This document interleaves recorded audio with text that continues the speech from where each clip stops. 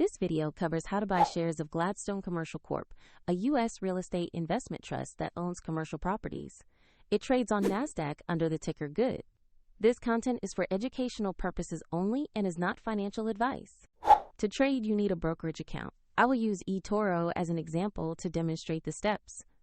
After registering, you must verify your account, usually by uploading a photo ID, and add funds before you can buy shares.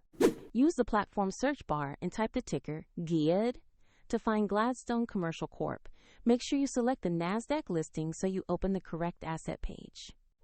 On the asset page, you will see a brief company description and a price chart showing recent performance.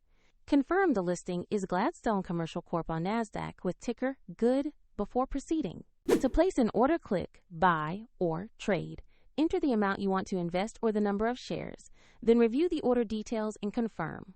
If the market is closed, the order may be scheduled for the next session.